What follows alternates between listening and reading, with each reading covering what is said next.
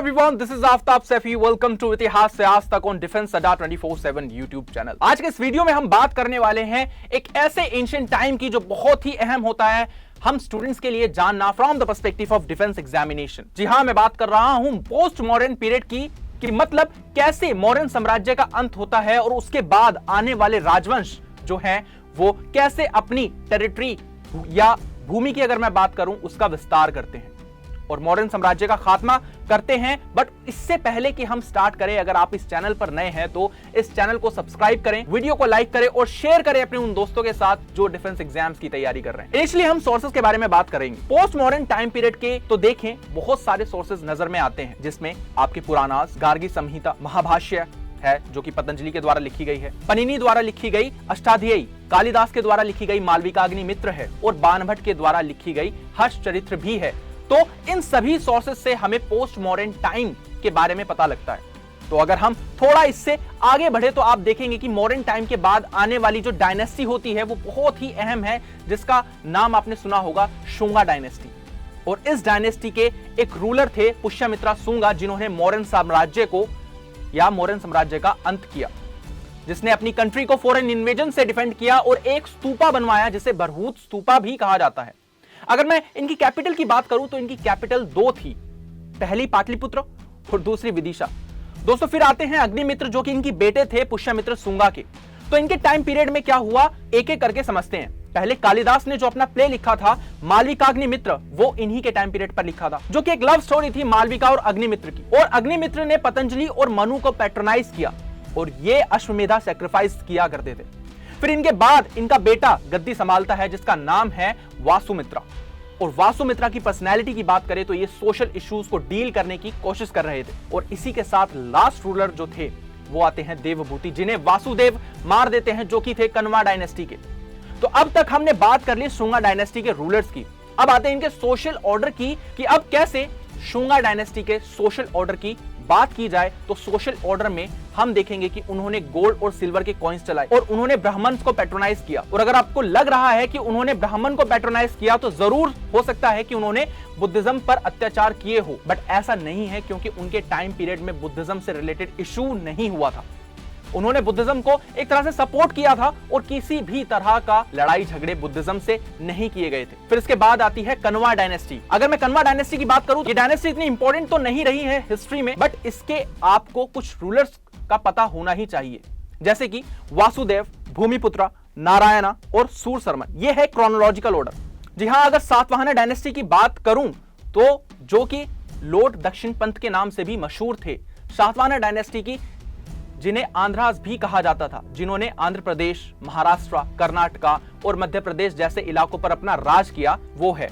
इसमें जो सिमुका थे वो थे इसके फाउंडर और इनकी जो कैपिटल थी वो थी प्रतिष्ठान और अमरावती। सिमुका जो थे वो इसके फाउंडर तो थे ही, इनकी कैपिटल के बारे में मैं आपको बता चुका हूं। अगर मैं प्रतिष्ठान की बात करूं वो थी गोदावरी नदी पर स्थित, और अमरावती आप सभी को पता है आंध्र प्रदेश में है। इनके बाद आते हैं गौतमीपुत्र सत्यकर्णी, जिन्होंने अपने आप को डिस्क्राइब किया है एक ब्राह्मणा के रूप में। उन्होंने शाका को हराया, ग्रीक्स को हराया, पर्शियन को हराया और क्षत्रप्स को भी हराया। और ये रूलर जो हैं वो अश्वमेधा सैक्रिफाइस भी किया करते थे और इन्हें एका ब्राह्मणा के नाम से जाना जाता था। ये मैंने जैसे ही आपको बताया अभी। ये सब हमें बात जो पता लगती है इनके बारे में वो है नासिक इंस्क्रिप्शन। उसके बाद आते हैं यजना सत्यकर्णी, जो कि उन एरियाज को दोबारा कन्क्वर कर लेते हैं, दोबारा जीत लेते हैं, जो कि गुजरात, मालवा और आंध्र में दूसरे शासकों के द्वारा जीत लिए गए थे। अब यजना सत्यकर्णी के बाद से सातवाहना की जो डायनेस्टी है वो डिक्लाइन होना स्टार्ट हो जाती है वाकाटक के द्वारा। वाकाटक भी एक डायनेस्टी थी जो कि ब्राह्मणा थे।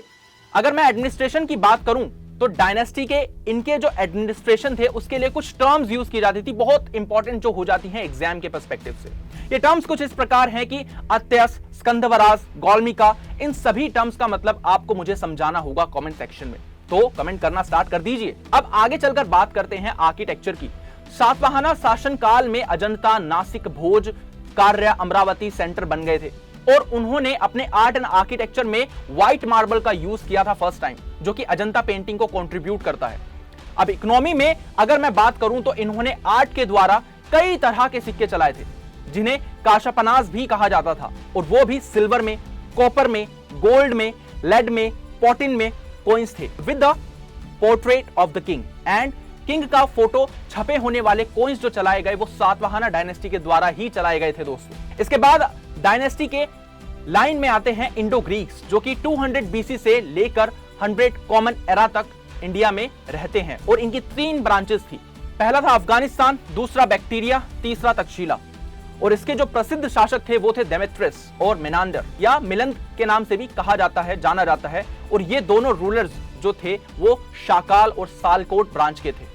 इन्होंने बुद्धिज्म को अडॉप्ट किया अंडर नागसेना, जिन्होंने लिखी थी मिलिंद पन्हु, जो कि संस्कृत में थी। और सबसे पहले गोल्ड कॉइन्स इशू करने वाले भी यही थे।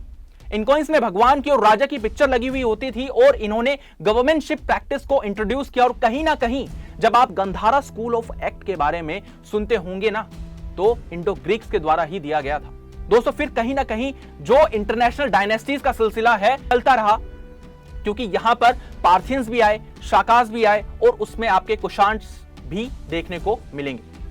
आखिर कुषाण जो है वो बहुत इंपॉर्टेंट बनकर निकलते हैं, क्योंकि जो कुषाण थे उनका जो डिस्क्रिप्शन है वो आपके रबातक इंस्क्रिप्शन में दिया गया है। तो आपसे अगर एग्जाम में पूछा जाए कि रबातक इंस्क्रिप्शन किस डायनेस्टी से रिलेटेड है, तो आपका जवाब होगा कुषाण डायनेस्टी। अगर हम पार्थियंस की बात करें तो पर्शियंस के कुछ नाम जो थे वो ईरानियन नाम से मिलते थे। अब इसमें जो एक इंपॉर्टेंट रूलर थे उनका नाम था गोंदोफिनर्स, जो कि एक सिग्निफिकेंट रूलर थे पार्थियंस के। और उन्हीं के टाइम में सेंट थॉमस इंडिया आए थे क्रिश्चियनिटी को प्रोपोगेट करने। फिर इसके बाद आती है शाका डायनेस्टी, जो कि 100 बीसी से लेकर 150 कॉमन एरा तक चलती है, जिन्हें मलेच्छ भी कहा जाता है, जो कि आए थे वेस्ट चाइना से। और जो फर्स्ट शाका किंग थे उनका नाम था मोगा, और ये शासन करते थे गवर्नर्स और महाक्षत्रप्स के द्वारा। और इन्होंने वैरायटी में बहुत ज्यादा सिल्वर कॉइन्स चलाए थे और इन्होंने इंडियन आर्ट एंड कल्चर को भी पेट्रोनाइज किया। इनके टाइम के अंदर जो इंपॉर्टेंट सेंटर थे वो थे सांची, मथुरा और गंधारा। दोस्तों आपको जानकर हैरानी होगी, इन्हें हराने वाला और कोई नहीं बल्कि एक इंडियन रूलर उज्जैन किंग थे, जिन्होंने शाकास को ना सिर्फ हराया बल्कि उनको हराने के बाद एक टाइटल भी आजिम किया, जिस टाइटल का नाम था विक्रमादित्य। और एक नए युग की शुरुआत हो जाती है, जिससे विक्रम संवत एरा के नाम से भी जाना जाता है। अब आते हैं रबातक इंस्क्रिप्शन पर। इसमें यह बताया गया था कि जो कनिष्क थे उन्होंने 4th बुद्धिस्ट काउंसिल कुंदलवन कश्मीर में करवाई थी, जिसमें वासुमित्रा एज अ प्रेसिडेंट चुने गए थे। और इनके टाइम पीरियड के अंदर अश्वघोषा के द्वारा बुद्ध चरित भी लिखी गई थी, जिसमें जो कि कुछ नहीं एक बायोग्राफी थी बुद्धा की। नागार्जुना ने प्रोपाउंड की थी माध्यमिक philosophy of Mahayana Buddhism under Kushan rulers.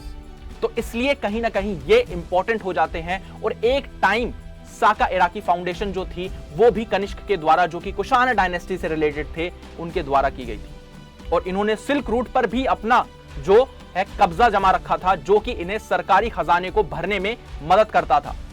इस सिल्क रूट से और उन्होंने गोल्ड स्टैंडर्ड कॉइन यूज किए, जिसमें 22 और 23 कैरेट की वैल्यू बहुत थी। और इन्होंने 17 या शत्रप सिस्टम को इंट्रोड्यूस किया था, जिसमें अंपायर डिवाइड हो जाता है। दोस्तों ये तो हो गई पोस्ट मौर्यन डायनेस्टीज की बात। बट अब आपको क्या लगता है कि मौर्यन डायनेस्टी से पहले महाजनपदास जो हुआ करते थे, क्या वे अब भी एग्जिस्ट कर रहे होंगे? तो आपको बता दूं, वे अब कहीं भी ना कहीं अलग अलग डायनेस्टी के चंगुल में फंस गए थे। हर एक डायनेस्टी उन्हें अपना मानने के लिए कगार पर थी।